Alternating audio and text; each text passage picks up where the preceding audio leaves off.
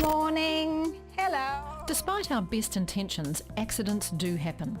And when they do, it pays to be prepared. Look at my lovely baby. Are you a lovely baby? Attending a first aid course could save your baby's life. This one's a lot quieter.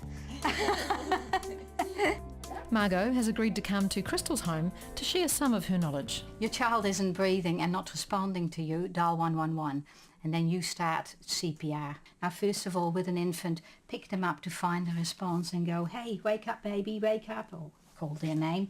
Put them down on a flat hard surface. Now we want to emphasize never really shake a baby. With infants, start CPR with 30 compressions on the chest using 2 fingers and follow with 2 breaths. For small children, the heel of your hand, middle of the chest and push down. Now you need to push deep enough to push down 1/3 to half of the chest. When you start the breathing, it is really important that you cover both the nose and the mouth, with the emphasis being on the nose.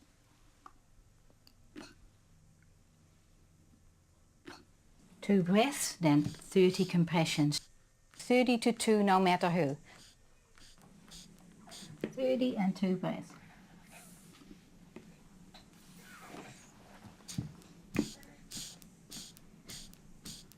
What we're trying to achieve by doing CPR and doing the compressions is keep the blood circulating to all the cells of the body.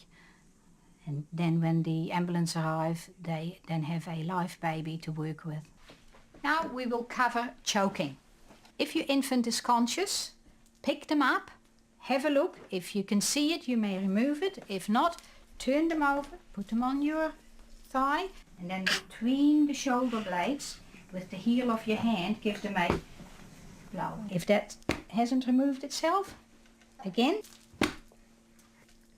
usually on the second or the third time it will remove them itself because you're hitting them hard, okay? So do you really have to hit them that hard?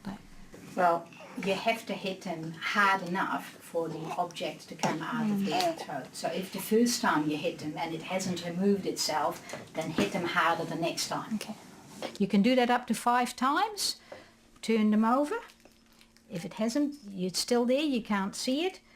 Basically, where you did your chest compressions, 1, 2, 3. Again, do that up to 5 times. 5 and 5 makes 111. So call the ambulance if it hasn't removed itself after you've done 5 back blows and 5 chest thrusts. While your baby is still conscious, you can repeat this process. If they become unconscious, put them on the table and do CPR. So it's very important with burns that you cool them immediately. So turn your tap on and then hold your baby's hand underneath, and we do that for 20 minutes. Okay, so it's important you cool the burn for 20 minutes.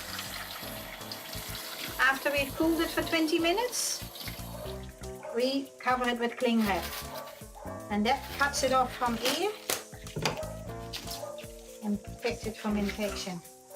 Now, if the burn is larger than the baby's palm, call 111 because that's a serious burn. With infants, their skin is a lot more tender than ours, so they burn faster.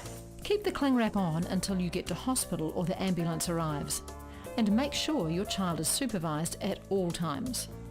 Moving on to bleeding. If your child has a bad cut, lie them down, put pressure on there, elevate this limb and put a bandage around it and call 111. Okay, a small child doesn't have to lose a lot of blood for it to be an emergency. So if you're ever in doubt, call 111 and also pop yourself along to a first aid course. Thanks very much, Thanks, Margot. Margot. Thank you. It's been awesome.